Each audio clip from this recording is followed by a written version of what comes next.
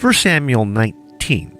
Saul told his son Jonathan and all the attendants to kill David. But Jonathan was very fond of David and warned him, "My father Saul is looking for a chance to kill you. Be on your guard tomorrow morning. Go into hiding and stay there. I will go out and stand with my father in the field where you are. I'll speak to him about you and will tell you what I find out." Jonathan spoke well of David to Saul his father and said to him, "Let not the king do wrong to his servant David. He has not wronged you, and what he has done has benefited you greatly. He took his life into his hands when he killed the Philistine. The Lord won a great victory for all Israel, and you saw it, and you were glad. Why then would you do wrong to an innocent man like David by killing him for no reason?" So Saul listened to Jonathan and took this oath, "As surely as the Lord lives, David will not be put to death." So Jonathan called David and told him the whole conversation. He brought him to Saul, and David was with Saul as before. Once more, war broke out, and David went out and fought the Philistines. He struck them with such force that they fled before him. But an evil spirit from the Lord came upon Saul as he was sitting in his house with his spear in his hand. While David was playing the harp, Saul tried to pin him to the wall with a spear, but David eluded him as Saul drove the spear into the wall.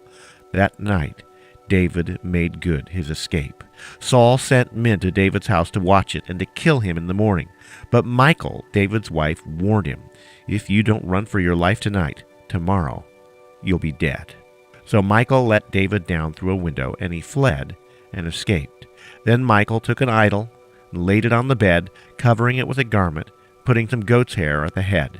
When Saul sent the men to capture David, Michal said, "He is ill." Then Saul sent the men back to see David and told them, "Bring him to me in his bed so that I may kill him." But when the men entered, there was the idol in the bed, and at the head was some goat's hair.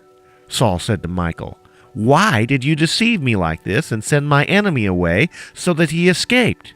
Michal told him. He said to me, "Let me get away. Why should I kill you?"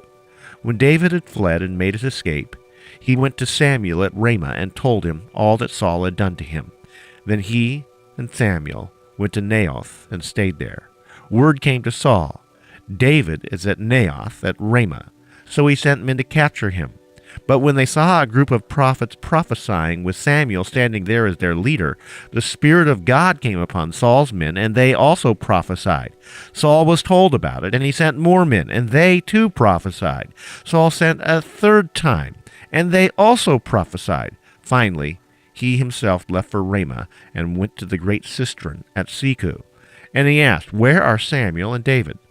"Over in Naioth at Ramah," they said. So Saul went to Naioth at Ramah, but the Spirit of God even came upon him, and he walked along prophesying until he came to Naioth. He stripped off his robes and also prophesied in Samuel's presence. He lay that way all day and night. That is why people say, "Is Saul also among the prophets?"